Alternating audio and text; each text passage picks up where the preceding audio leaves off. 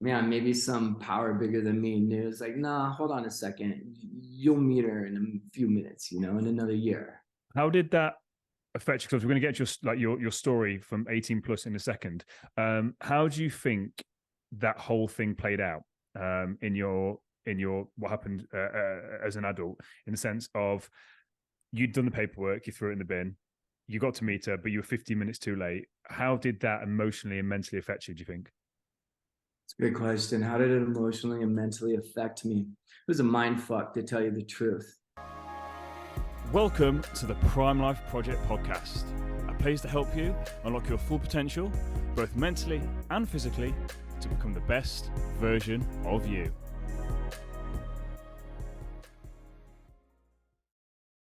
Welcome back to an episode of the Prime Life Project podcast. I'm your host, Daniel James. Today, I want to just start off with a bit of a trigger warning. This episode goes into a deep story of childhood trauma, and it goes quite deep quite early on. So just to put it out there, we talk about sexual assault. So if that is going to bother you in any way, shape or form, please be warned. We also talk about drug abuse. And that's basically what the whole story is about today. My guest today is Doug Moore, and we're basically sharing his story from childhood, how he overcame addiction and how he managed to turn his life around now. It's a genuinely fantastic story. Doug is very, very raw when he shares this, but the passion that he's got for helping people is incredible. And I know you're going to take a lot of value today. So whether you're struggling yourself or you have struggled yourself, this is definitely an episode for you. So let me welcome to the podcast, Doug Moore. Doug, how are we? Dude, I'm very well. I'm very well. Thank you. Thanks for having me on your show. Very, very welcome. Really looking forward to diving into this today because I don't know much about your story. When we sort of caught up off air, I deliberately kept it a bit vague so that I'm listening to this and learning as my audience is. But I know that you've got a very interesting story. So let's just take it back. Can you just paint a picture for myself and my audience about what life was like for you growing up? Wow. All right. Thank you. Great question. It's a wild story. Starts off with my biological mother was raped by multiple men, 3 to 4 men. I'm the byproduct of that. She was conceived during that heinous event. And that's how I came into this world. A lot of trauma, obviously, a lot of fight, a lot of angst, a lot of hatred, a lot of anger, whatever was happening in that situation. That's how I was conceived. Mother obviously had me, gave me up for adoption immediately. I spent my first few months in an orphanage until an adoption was set up with a family here in Reno, Nevada, United States. And it's interesting, is the picture perfect family. It was in this beautiful home in this beautiful neighborhood, and father was a doctor and mother was a stay-at-home mother with her degrees in design and business and all of that, and their biological son, who is just the product of them, and a stellar human and the golden child. And so growing up in a perfect home, right? And there's religion in the home, yet there was so much disconnect. There was still that feeling of, I grew up with the feeling of abandonment. I grew up feeling rejected my entire life. And that was something I really struggled with, even into adult. What else was in the childhood? A lot of sports. And I learned real quick that if the more I played sports, the less I had to be in the house. I could get away, and that's what it became. It was almost like a drug. It was a cover-up. It was a Band-Aid. I loved sports. I excelled in sports. It eventually became a career of mine. And yeah, man, it was just a way to get away. It was an escape. So what were you escaping from then? Because as you sort of mentioned, on paper, it was this picture perfect family, like religion. What was it that you were running away from? What was that feeling that you were trying to move away from? In that picture perfect home, there's just a lack of emotional connection. There's a lack of physical connection. We didn't hug, we didn't touch. There weren't hardly any I love yous, still aren't. So I think that's what it was, the lack of emotional connect. So I went to find it elsewhere, in sports, in soccer, and football, the real football. There's team, right? And there's brotherhood and camaraderie. And then I played tennis as well. And And there's just friendships I made along the way, and eventually snow sports. But that emotional disconnect is what I severely struggled with What that age? adoption. What age were you when you realised it was the emotional disconnect that you were struggling with? Because that's quite an advanced thing that not many people are aware of as adults. So at a young age, what age did you become aware that it was that emotional side of things that you were missing? Not knowing the vocabulary at such a young age, I felt it at such a young age. I'd occasionally be read stories or books or bedtime stories, but we would just sit side by side, and it was just read it, close the book, walk away, playing by myself. So I knew very young there wasn't much physical connection. And then when I would try to communicate, there was never a reciprocation with that. Mm. And later, as I got older, my parents would always tell me, "You were such an angry child, such an angry child." And as an adult, having even recent conversations in the last couple of years, I asked them. I said, "I don't ever remember being held." And they said, "We didn't hold you. You were always crying. You didn't want to be held." And I would ask, and I remember this as a kid. I said, "Did you ever wonder that I needed that? And maybe that's why I was crying and yet didn't have the words for it, that cognitive development?" And they said, "No, you were just angry and didn't want to be held." And it's like, yeah, that was my life. With So, bummer. but before we carry on with this, because I said that there's a lot here that I want to pick, a lot here. I just want to sort of take it back to your biological mum. Yeah. Do you have a relationship with her? How did you find out the story of how you were conceived? Like, how has that all come about, and how has that affected you, do you think? Man alive, we are opening a can here. All right. Yes, I met her eventually when I was 18. Backing up further, giving credit to my adoptive parents, I knew from a very young age I was adopted. There's a brilliant children's book written that they used to read to me over and over. Little young kids on the elementary school playground playing along, and this boy says he's adopted, and they say, "What is that?" It's explained, and then they'd say to me, "And that's what you are. You are adopted."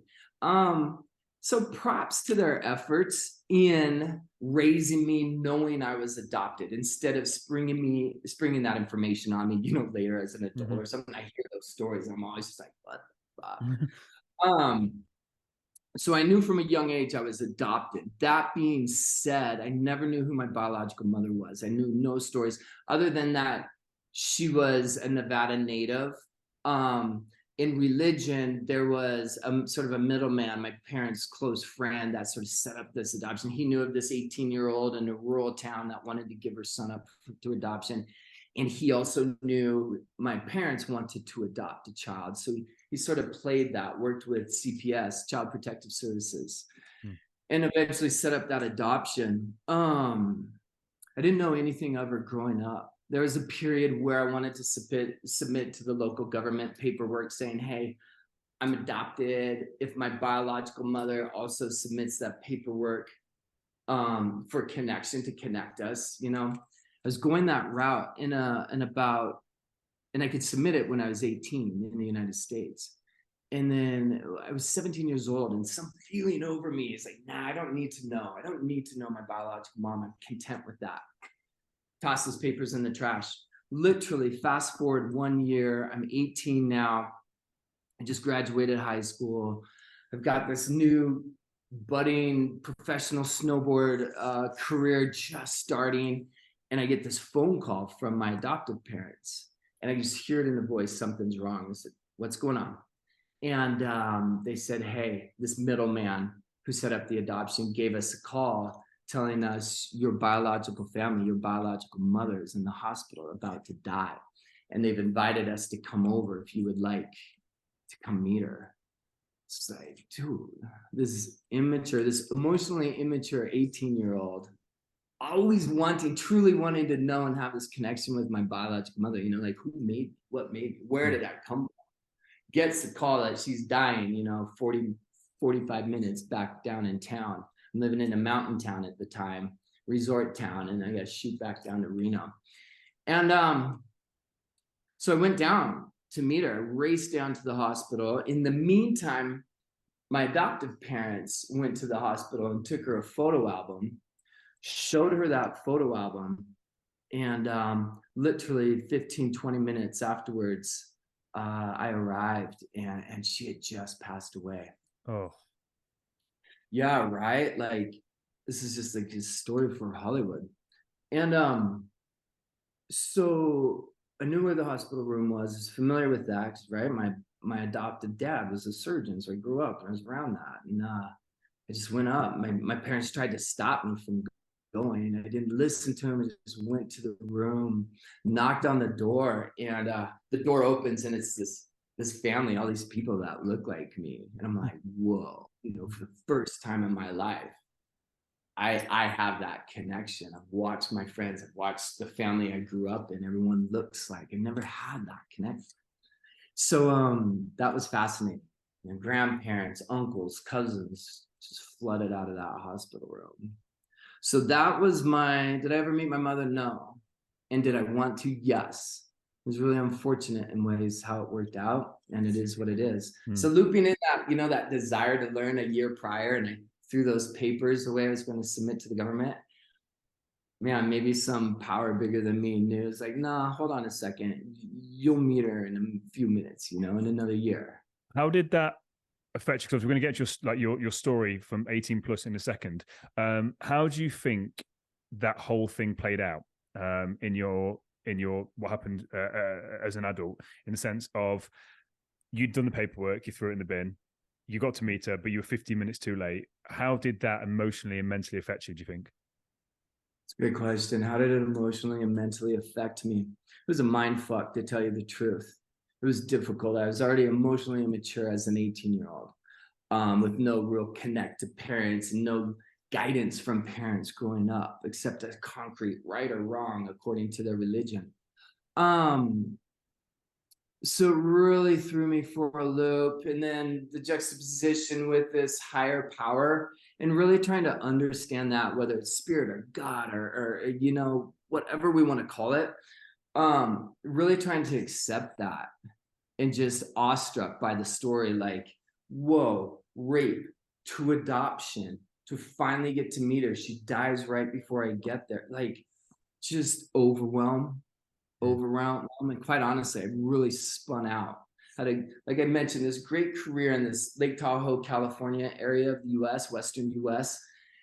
And I just took off to another resort town in Utah, a neighboring state. And there's this beautiful like ski resort town there. And I went there and continued the snowboarding and all that. But I was just running and didn't know how to grasp the vastness of what really just happened. In hindsight, now I wish I started in on therapy, found a great therapist to help guide me and navigate me through it. But man, it was difficult. I spun out. And that's when I'd already dabbled in alcohol. And from 12, had a hot minute experimenting with the alcohol that was stored in the crawl space of my parents' house, right? For those fancy occasions, they would just gift it away. It's like, nah, I'm going to try this myself. Tabled that till 16, 17 years of age. But then when my mom died in that whole incident, that's when I really started drinking more. I moved. It was just run instead of stop, drop in, feel this. I didn't know how. I didn't have those tools. Let's pause that there. I want to ask you one final question at this segment of your life before we move on to this, because I said I really want to get into that running away, because I think so many people are in that position you're in. Not necessarily 18. It could be 20, 30, 40, where they're in this emotional state, they don't have to deal with it, and they just run away. So I just want to pause there and just link back. What age were you when you found out how you were conceived? And how has that affected you, or has it affected you in any way, shape, or form? Because that's quite a big thing to take in, especially like rape's one thing, but that kind of rape is another thing as well. Like, has that affected you at all? Is that something you've had to process? Yeah, really good question. And I didn't find that out until she had passed away, until I met my biological family. And my grandparents were fantastic. They've since passed. And then I have two uncles from my biological family. And one of them and I in particular have been really close over the years. And he and his wife, my aunt, filled me in on what had happened to her. And then as I got to know everyone and close, like my mom's best friends, they've all shared with me these stories, and they're all in alignment and parallel to each other. And so I didn't learn that until 18 years old and 19, as I started spending time with this new biological family of mine. That was tough, really tough. And I tell you what, it was like, it's really impacted my entire life, even until now, like how I, as best I can over the years, show up to support women, right? And or hearing these causes, or if I witness harassment of sorts, or if my friends aren't treating their women well, or engaging in something, say, overbearing power per se, it's like I'm hypersensitive to it, hypersensitive to like the injustice towards women. And I know that stems to my mom and her experiences, my experiences. No, Yeah. It's a powerful thing. I said I can't imagine what it was like finding that out. But let's pick up then you kind of running away and kind of where this sort of slippery slope all started. Were you aware at that time that you were running away? Were you aware that alcohol was becoming a problem, or were you just young, free, careless, just living your life? Yeah, no, I wasn't aware I was running away. I thought I was doing the next best thing, right? The right thing to do. This town didn't serve me anymore, so I'm going to move to this town. This relationship isn't serving me anymore, so I'll move on to this relationship. And alcohol at such a young age, it seemed normal, and it has been, and was normalized, is normalized. And then I'm in this snowboard career, and I jumped in this world of professional snowboarders. That was the norm. We snowboarded all day and drink beer, smoke pot, sex, whatever you do at nighttime, party. By night, it was just so normalized, and it was the perfect lifestyle for me at the time. Just got to numb out, and even unbeknownst to me, numb out. But man, in hindsight, like I said, is exactly what was going on. But no, I didn't know it at the time. How did that slippery slope unfold? Because obviously it wasn't just then alcohol. Like what was the kind of gateway to that as it kind of progressed, and how did it progress? Because I think to hear that people are addicted to drugs and whatever, people be like, oh yeah, it's their own fault. Like they made the decision. But I can't imagine that it was just as black and white, straightforward as that. It never is. So can you kind of just like explain how you kind of just went from smoking a bit of weed, drinking a bit of alcohol, having some casual sex? Like how did that then go down the path that it did? Yeah, it was twofold. My adoptive parents were Mormons, the Mormon religion. Growing up, fucked. Hope it's okay I talk openly about it. My experience, and can I swear it all apart? Well, yeah, listen, you're all good. Listen, I don't swear, but you knock yourself out. You're all good. Yeah, it was for me, it was a horrible upbringing. That religion and I do not blend at all. It just doesn't work. So twofold the religion, and I'll loop back to that. And then the gateway, into using and abusing substances. I started having surgeries on my body at the age of 17. I had a knee surgery, followed by the following year, another knee surgery. And that's what introduced me to the wonderful world of opiates, right? So I dabbled with alcohol when I was 12, because I grew up in religion, and there's black and white. It's like, you don't drink coffee, and you don't drink alcohol, and you don't have sex, and you don't do drugs. And so it's like, man, the oppositional defiance in me wants to go experiment and find out. And I tried the alcohol once, just pounding this bottle of wine in the crawl space of the house, throwing up, barfing sick. I'm 12 years old. Didn't touch that again until I was 16, 17. Just was driving down the United States and partying with high school friends. So that sort of became a norm, but not too frequent, but enough. Coupled with the surgeries and then the opiate prescriptions that numbed everything out and gave me a great feeling. Obviously, that was at 17. And then my mom's death and meeting her and that family at 18. So it was just the perfect storm. Just 1, 2, 3, 4. Alcohol already works. Opiates, I can get those so easily. Percocets were my favorite. And then and so forth. How long did the Just opioids last? Like like obviously you had that for the surgery. How long after the surgery were you taking them, and how many were you taking, and how bad did it actually get? 25 years straight up. 17, 17 years of age till I sobered up at 42, alcohol and opiates. I really never quit. I may have had periods where I either drink less, but I always had pills. And I didn't even realize it till I sobered up. I didn't even think I needed to sober up of them. But man, like truthfully, 25 years. And how much were you drinking? How many drugs were you taking at that time? Like in a day, a typical day? How many drugs? The quantity? Yeah. Oh man, I mean, there'd either be 1, 2, 3, 4 a day. And again, maybe I'd go a few days in between or a week or two in between and not have any. But then, of course, the alcohol levels would increase. But often, I mean, I'm a snowboarder, I'm an athlete for a living for spanned well over a decade. So injuries, more surgeries, broken bones. So there's always, I could get them, or I could just make a call. But there'd be times where I'd take 4, 6, 10 a day. And I know, I hear other stories and it's like, whoa, I was only taking 10 a day. That's not bad. Doesn't matter. It doesn't matter whether I was taking 10 or 40. It affected me, and I knew it was affecting me, and it helped, right? So we take it for a reason. There's a cause, there's a benefit, there's a reward when we take it, when we drink. And that was mine. That was my purpose, was like, oh, it helped me feel better. Why not? It was okay. It was prescribed. What were you running away from at that time, at that age? What, looking back now retrospectively, what was it that you were trying to numb out? I thought I was searching for me, yet I was simultaneously running from the haunting feelings of feeling abandoned. Like it took me decades to get over that feeling of abandonment.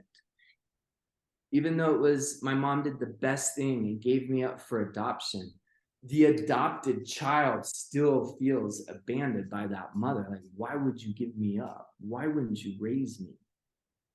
And even at however old I am now, 51 years of age, it's still difficult to comprehend that, especially being the father of 2 young boys. Yet I need to accept her experience, which I never really got to learn. So it's just trusting that whole process. So numbing out from just abandonment issues. That's the rejection and abandonment. Really struggled with that. Really struggled with that. How did that play out in your relationships? Because at that time, again, that lifestyle, how did it play out in your relationships, both from like a friendship point of view and also an intimate relationship with women? Like, how did that abandonment show up in other areas of your life as well? It just slaughtered me. It just set me up for the most difficult life of connecting with others and staying connected. So, right, if we dissect that eventually, connection with others all begins with us. Where are we at personally with our connection with self? I had no comprehension of that as a young and late teenager and in my 20s, being connected to myself. So how did it affect relationships? It just haunted them. It's my MO has come this close. Stop there. And then in fear of the abandonment, right? We're talking going back to birth. In fear of that abandonment, let me abandon you first before you can leave me. Therefore, I have some false sense of control. Every relationship, that was the situation. Could be family, relationships, girlfriends. I've been married a couple times. So not like in recent marriage, but early on, 20s, 30s, absolutely. Fear of attachment. What was your moment where you kind of realized that you weren't okay and you had to do something about it? Because I said, talking to you now and talking to you when I was off air, and even then, we're going to dive into this sort of side of you. You've got a very spiritual feel about you, the connection to self. We're going to dive into this, but I imagine at this point in life, you didn't have that, and as you said, you were cutting relationships off left, right, and center. I imagine it was a very lonely existence. But again, you were numbing everything out with the alcohol and the opioids. At what point was enough? Did you hit rock bottom? Was there a specific incident, a moment? Like, what led you to finally realizing that your life really wasn't going down the path you wanted it to? Yeah. Man. Yeah, rock bottom. We hear that a lot, especially in sobriety or addiction recovery. It was goddamn close to rock bottom. And for me, it was a rock bottom, right? For everyone, it's different. It looks different. For me, it was a rock bottom. There was thoughts of suicide and just quitting, giving up. Yet, I don't talk about it much with my sons, but I attribute them. It's like, no way. They need a dad. I'm here to be their dad. Like, stick with this. I was in a marriage at the time, honestly. That was just a toxic relationship, for all generic terms. It's a toxic relationship, and we both had our issues, and she had hers, and part of hers was other men. It's like, fuck. And I learned of that a couple of years into the relationship, into the marriage. But then there was deaths in the biological family. One of my sons was diagnosed with type 1 diabetes. There's not a cure for that rare form of diabetes. Like, fuck. And then I learned of these affairs she's having. And it's like, that year I really spiraled down. And that could have been my rock bottom. Family death, disease with my son, issues with my partner, my wife at the time. And I started drinking and using more than ever. I was constantly loaded. I'm in my jewelry studio right now. I'm a custom jeweler by trade, and an amazing thriving business. And I was causing problems there. Like, the drinking, the using was affecting me. And my moment was like, my normal was my daily was I get into work, 5:45, 6 a.m. And right around 6:37, after the shop's set up and I'm getting warmed up, the music's playing, et cetera, that's when the vodka would start. And just pint glasses of vodka. Maybe I'd add, if I was feeling a little funky, add a little fruit juice or something to it, but just straight vodka rocks. And I paused and I asked myself for the first time, like, looking at these fists of vodka, these handles of vodka on the floor next to my workbench. And I literally paused. I held my hands and I said, do I have a problem with this? And it was right then and there, like, just asking myself that. Because everyone else around me, they're the alcoholics. Yeah, that guy's got a problem. She's got a problem, but I didn't. It was my norm. But I paused that morning, Daniel, and asked myself, do I have a problem with this? And I knew right then, as soon as it came out of my mouth, I did. Because if I don't have to ask myself that question, there's not an issue. Mm-hmm. We start questioning ourselves, we got an issue. So I knew right then. I just started bawling, just weeping in my hands, weeping in my shop, like, yeah, I've got a problem. And that's when I really started evaluating what's going on. Oh yeah, there's disconnect with my boys, disconnect with me, disconnect with my boys. I've stayed in this marriage, this last year. I'm trying to forgive. I've got to make some huge decisions. I'm always loaded and drunk. And I knew right then I needed to sober up. Can I ask a question? So can I ask a question? Just, that relationship you're in, the fact that you were aware of the affairs, how did that then play on your abandonment issues? Like, because that's, I imagine that was, I can't think of anything worse than that combination. And I can see how that would make your mental health spiral, but how did that really play on that? Slayed me. It just filleted me wide open. I had finally trusted another human, period. She was really the first person I trusted, loved, allowed to love me wholly and completely. Brought my sons into the picture. She took my sons on as her own, and she too had 2 children of her own, and just this beautiful blending of family. It was truly amazing. Those elements of it. So when I learned of that, it just filleted me, like I said. And Yes, at first I took it personal, absolutely. But soon, and by this time, I've got a good therapist in my life, and talking with her, learned that, whoa, her affairs aren't about me, not at all. They are her, and they stemmed from her previous marriage, and et cetera, et cetera. And they go back to her childhood, right? We all experience traumas that can later affect us in different ways. And I learned that and learned to accept that and understand it.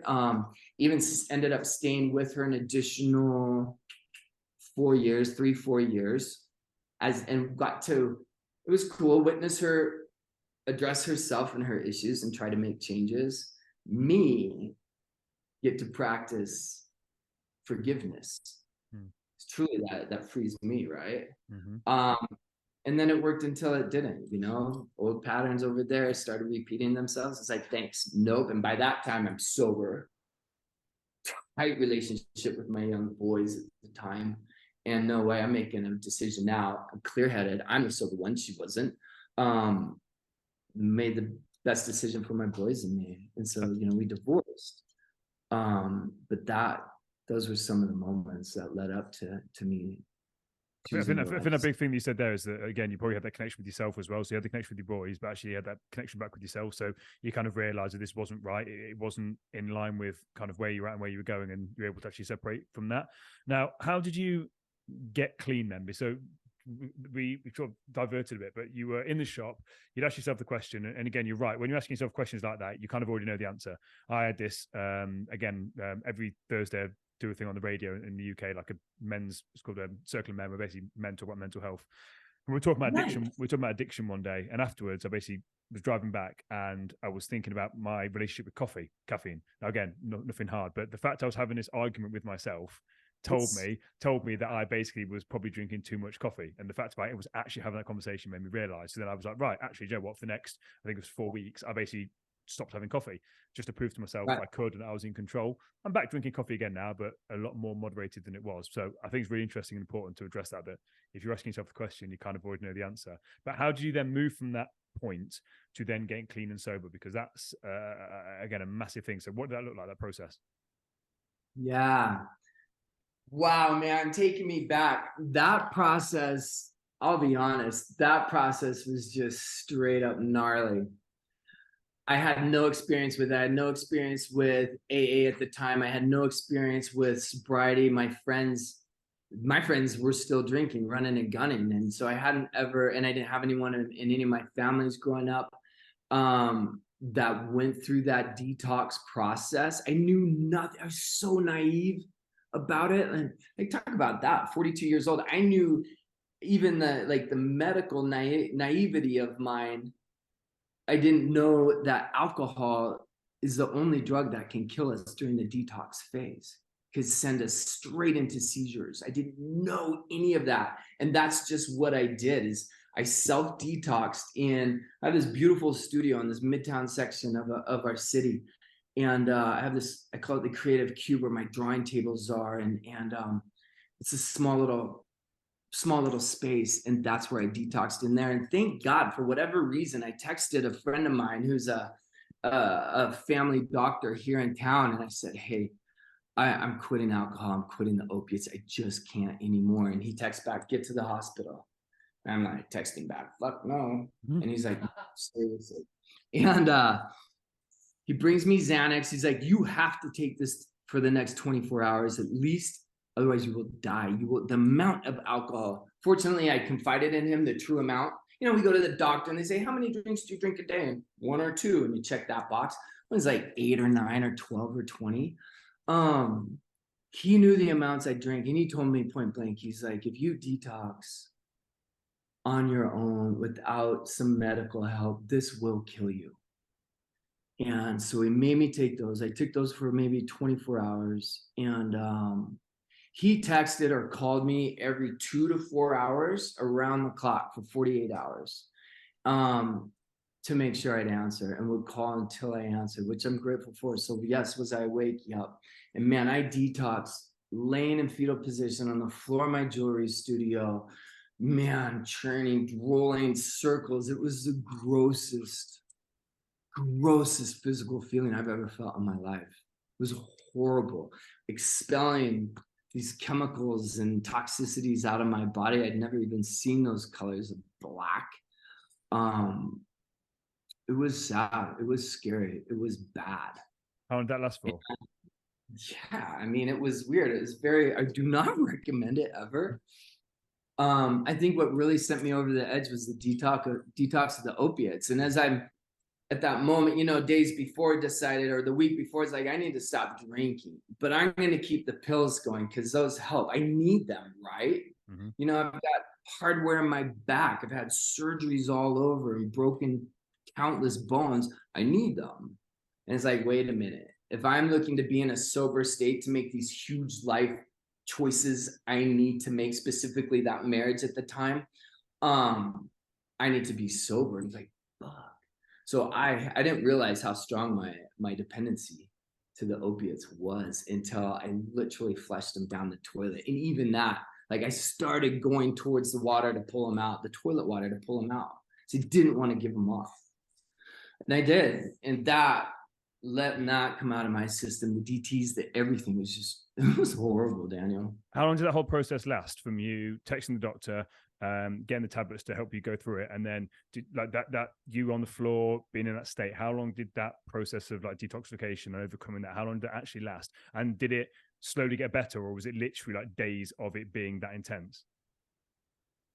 It was about 36 hours ish of that intense. And it was probably 2 days later, I started coming out of my studio. 72 hours, starting to move around again, reconnect with my kids, the family, and just let them know what's been going on. They knew, but I was on my own, especially those first couple of days. I didn't want anyone around. How did you deal with that? Because I imagine you were quite emotionally, physically, mentally drained, exhausted, fragile. How were you at that time? Like I said, because that's a very vulnerable place to be. How did you cope with that? How did you get through that? Mm. Hmm. It was the first time in my life I allowed and accepted and experienced a complete surrender and sat in that. Like, we drink, we use, we abuse to cover up, right? To suppress feelings we don't want to feel, to cover up a hurt, pain. I sat in that literally, and it's probably why I didn't come out of my studio for a couple of days, to just be in that, to allow myself to be completely broken open, completely smashed, meaning heartbroken, soul broken, to completely address my situations with biological family, with my adoptive family, everything. And where I'm at in life and what I need. I went through it all. It was very difficult. There was times of writing when I was physically capable to write.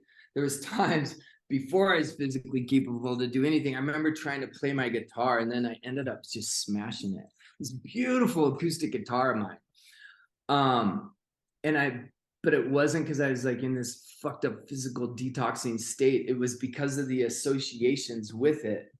Truthfully, a biological parent of mine purchasing it for me, they didn't know how to connect. And they said, what do you want? Like, what kind of gift? What can I just buy you? Like, what pacifier do you need? Back at the time, back in the day, I was like 18 or 19 or 20. My mom had just died. And I was on my way to get a guitar. And like, oh, we'll just buy it for you. So I just fucking smashed that thing. Because it was out of anger, right? It's just this weird association with. But imagine that that's the first time then. If you for, like I said, 20 years or however long it's been, 20 odd years you said, have been suppressing all these feelings, like you've now taken away that safety blanket. Like, and again, as a child, again in that again, sort of looping it all back around, going full circle. Growing up in a family that's not talking about emotions, not speaking about emotions, not giving you any love, any support, any connection, you're then now a 40-year-old man that's been stripped of all of his defense mechanisms. Right.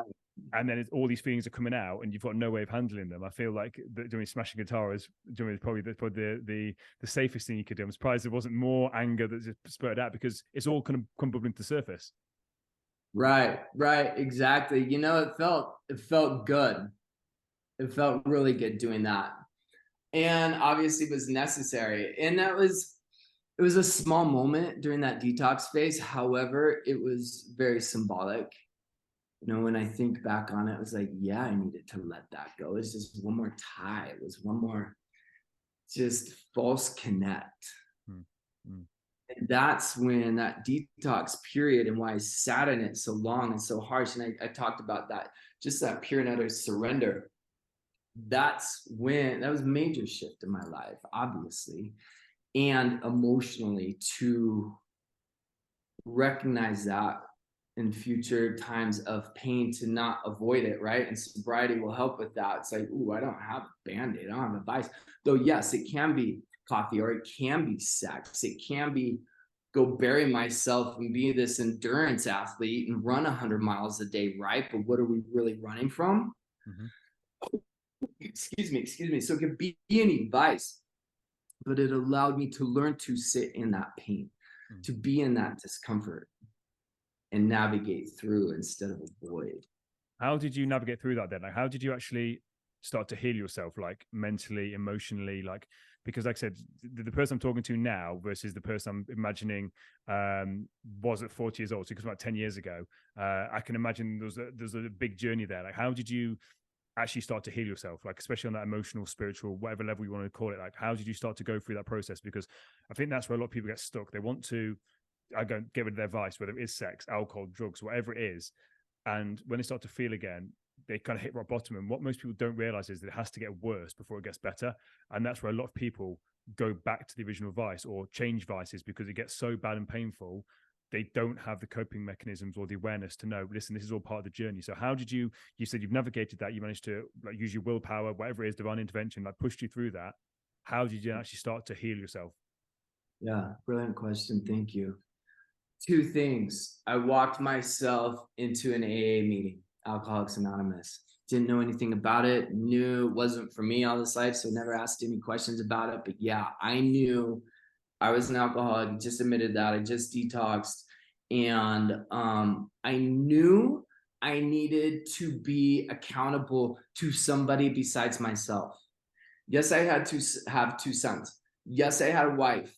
Yes, I had this, and this, but I still wasn't accountable to anyone. I did what I wanted. I felt I was entitled to that, right?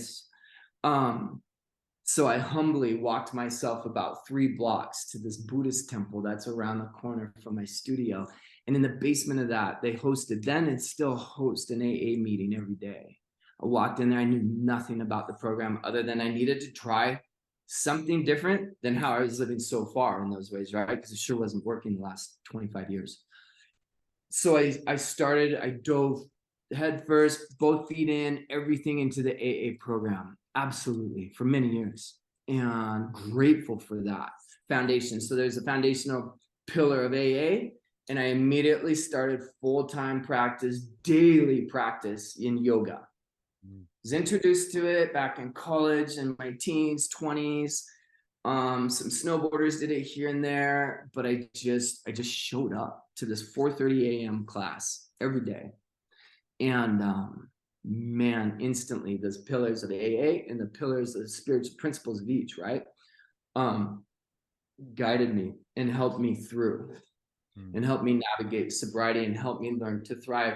And if I were to put more weight on one, it was equally for a good couple of years, but ultimately yoga. Because yoga goes beyond what AA can. AA will tap in to problems, issues, the connection with God, et cetera, and help us learn some tools. But yoga encompasses all of that and ties in connection to our body, as well as mind, as well as our soul, a higher connection.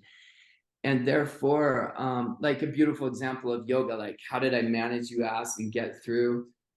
Those yoga poses aren't to help us stretch and become more flexible and touch our toes.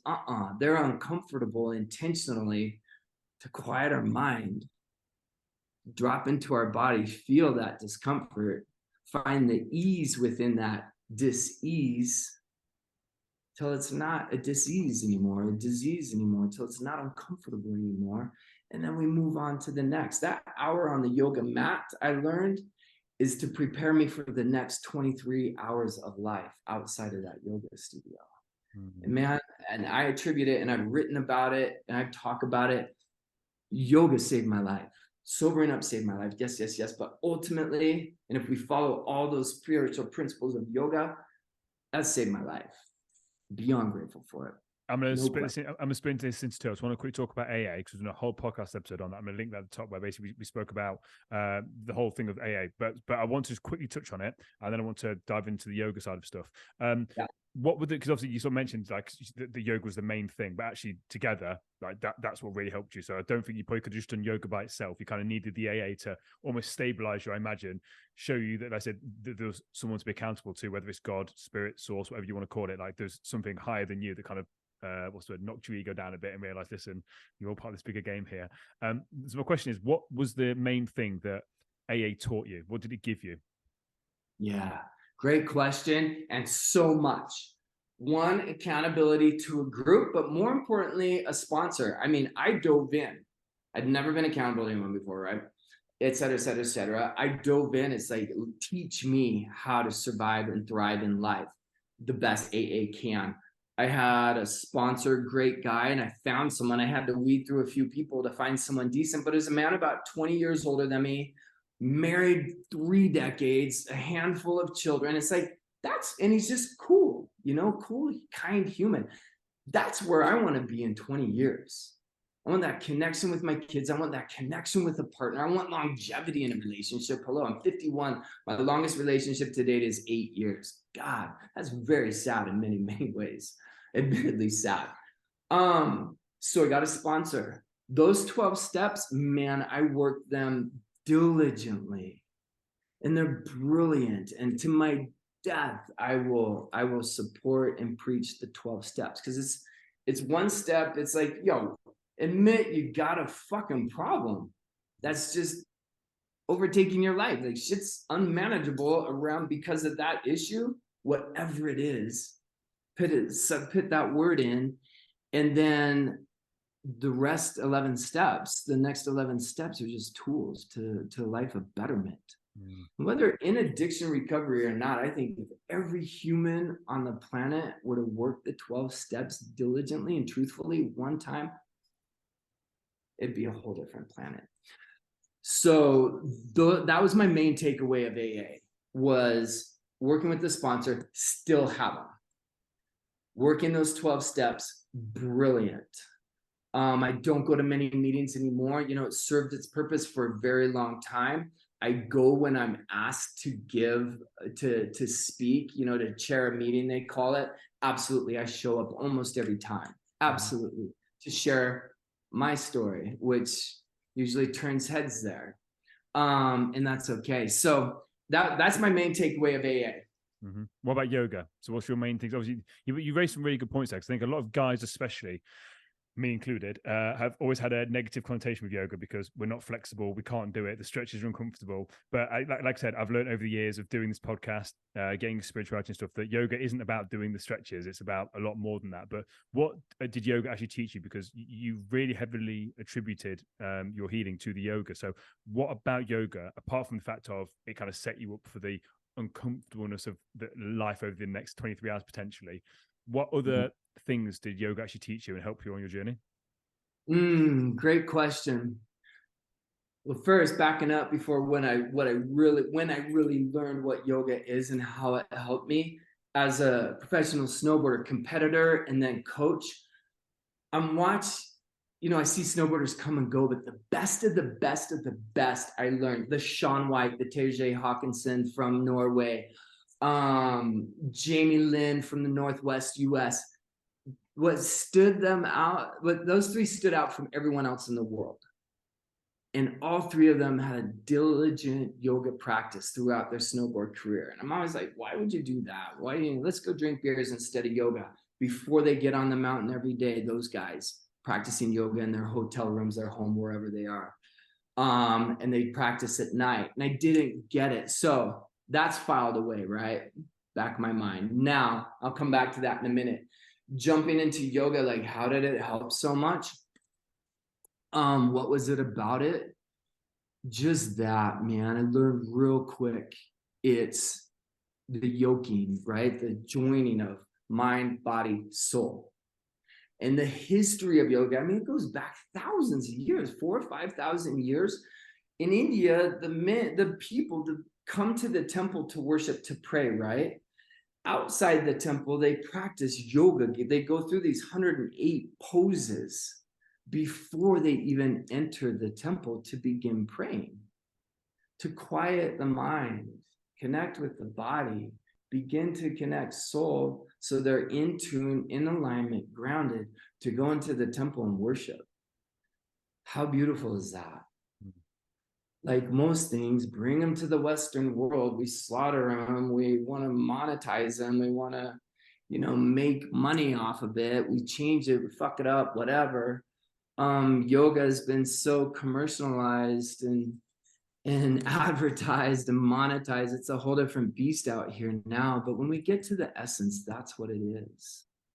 And I had many wonderful teachers along the way, and between them all and from them all, just learned that. And I learned that my body gravitated. It worked for my body and mind, and I allowed it to work for my body and mind. I allowed my mind to quiet.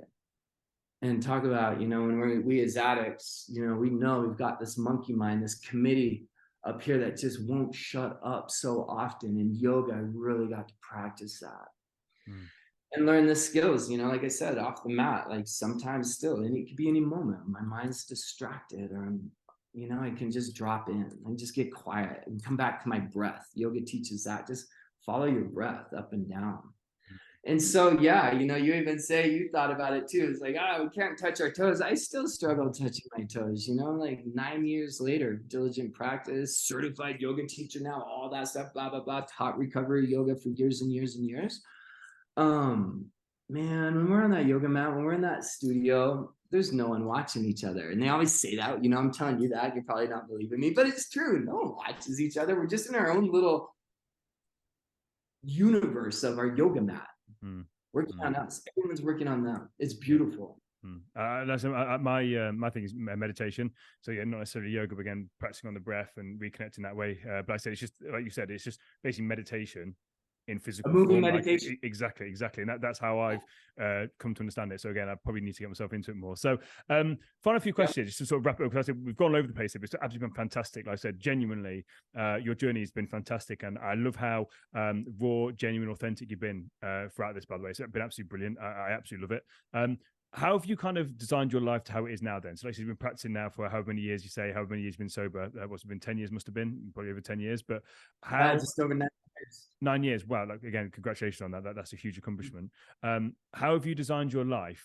Like, how have you then moved that forward? So you've done the yoga, you've done the Alcoholics Anonymous. Like, how have you then actively chosen to change your life, change like your friendship groups, whatever it is that you've done? Like, how have you created this life now where, again, you've got this amazing partner, your business is thriving? Like, how have you created that? Yeah, brilliant questions. Thank you. Yeah, I lost a lot of friendships when I sobered up, and that was devastating to me. And these guys were some of my best friends ever. We raced bikes, we traveled the country together, snowboarding, instantly gone. And after I learned why, recover from that, this or that, rebuilding friendships and practicing staying connected, right? Like that's something I never did for those 25, my entire life. I left before you could leave me. Those abandonment issues, right? So I really practiced staying put. And again, that all comes back to that element of surrender and or the dis-ease, staying in the pain. So I've really practiced staying in it. I've maintained a diligent yoga practice to remember this, to think I can't do it on my own. I go to, occasionally at this point, go to AA meetings, particularly when I'm asked and invited. And that helps me remember why I sobered up. Seeking help is so important. Not doing it alone. regularly see a therapist who's been brilliant. There's been a couple in the last handful of years that have truly guided me, or when I start going rabbit holing down this way socially or emotionally or that way, they bring me back. I ask them specifically, like, you call me point blank to say, what the fuck are you doing if I'm going that route? And they do. Mm-hmm. So that's been clutch. A partner who's also active in sobriety, she's on 11 years. Just that element, social element, like, removed from our life, frees up so much more time and space for growth and presence. That's been wonderful for me, and surrounding my people or myself with people who live similarly. I mean, it's fine if they drink and use, like, that's not an issue for me at all. But just the mindfulness is so clutch.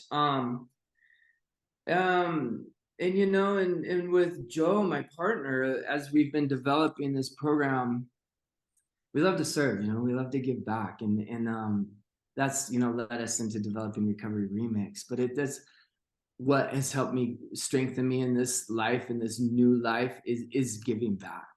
And the more, if, like, we feel love and we hold on to love, and we keep all the love to ourselves and not share it because we don't want to lose all this abundance of love, how selfish and greedy do we become, right? And disconnected. But as we share love, we receive love. And as we share life in sobriety and this life of hope and growth, we receive that strength. So that's been a wonderful launch pad, into what's now evolved into this company, and to guest speaking around the nation, and keynote speeches here at this conference here and that conference there. Like, it's pretty exciting, and it's just service. The more I share, the more I receive. I think you've hit on something there. It's people want more love in their life. They want more wealth. They want more, whatever it is, insert whatever it is that people want. And they're holding on to whatever little of that thing they have and wonder why they can't get any more. And for me, it needs to be like a river. So again, for me, it's, you've got to let it flow. If you're putting a dam there, then nothing can live there because it's just stagnant water, and stagnant water just dies. That you've got to let it flow. You've got to give it to actually receive it back. Like love, you want more love, start giving more love. You want more wealth, start giving what you've got. And again, it doesn't have to then be necessarily financially, but just go and give your time. Time's the most valuable thing you've got. Just go and be of service to the people, and actually put it outside of yourself is one of the biggest things. Like this podcast is, again, of service. It costs me money each month. Like Mikey the videographer, all the production, like, it costs me money. I don't do it for any other purpose. Then you put good out there, you get good back, and get an amazing guest like yourself on. Again, we're going to have Jo on the podcast because her story is incredible as well. Like, getting all these amazing messages out there, and you just actually inspiring, giving hope to people that, again, at 40 years old, that may be stuck in this dark place, this dark rabbit hole of misery and, again, self-avoidance, that actually your life can get substantially better, and just gives people hope, which I think a lot of people, again, in your situation, you just want a bit of hope that it can get better. And that's what you've done today, and just given that hope to people. And it's beautiful. And like I said, I've got so much time for you, brother. It's been fantastic. My final question is, and I ask this to all my guests, and again, you've given a lot of value here, so you can either summarize or you can give another point. So it's up to you. But what advice would you give to someone right now that does feel stuck and out of control of their life right now? Excellent question. For someone and the someones out there feeling stuck, life's out of control, you're not alone. You're not the only one on the planet. And trust me, I know that feeling too. You're not alone, and there's so much help. Seek the help, whether it's through a trusted friend or family member, medical help, a therapist, a great counselor that can guide you. Get that help, individually or group, and begin to shift. Like, muster up the courage somehow. You've got the courage. That person has that courage to make that shift, make that pivot. It's not going to happen on its own. We do have that strength to do it. It comes down to willpower and the choice. Make the choice to better your life. And there's so much help and support to help you get through it. There's an important message, especially as guys as well. Guys don't like to reach out. They don't like to ask for help. But when you do, it's one of the most empowering things you can do. Like I said, there's real strength in sharing and just saying, listen, I'm not okay. Like, I need a bit of guidance. And as you said, having your mentor, the therapist you've had in your life, people there that are just further, everyone's climbing up their own mountain, people just further ahead. And if they can just look back down and say, listen, here's some of the rocks that I've hit, just try and avoid that and just guiding you, I think it's a beautiful thing. Yeah, exactly. It's us guys, the ego gets in the way. Just check the ego at the door. We're not alone. It's like we've all experienced something similar. We all have our stories, right? And substance abuse really looks rather similar on most of us. It's just time to make a change. It's time to get some help. It's okay. Doug, honestly, this has been a beautiful conversation. Where can people find out more information about you? If people have resonated with your message and want to reach out, where is the best place for people to reach out and find you? Yes, recoveryremix.com will be live October 1 is what we're shooting for, that first week of October. So recoveryremix.com, and also Recovery Remix on Instagram. Awesome. Can connect with me there, DM me there, reach out. They'll meet my partner Joe as well, and just see what we're doing, see what we're offering and providing. Absolutely amazing. As I mentioned, we're going to be getting Joe on the podcast soon as well. I've had to reschedule that because of a personal speaking gig that I've got coming up. But like I said, you guys together, you're absolutely incredible. I said this when I spoke to you both off air. You guys are absolutely amazing. Your energy is absolutely fantastic. The message that you've shared today, again, it's real, it's raw, it's authentic, it's your truth. And like I said, for me, you're definitely going to help some people today. So I just want to say, Doug, thanks very much for your time. Thank you, Daniel, so much for having me. It's been an honor. Appreciate you.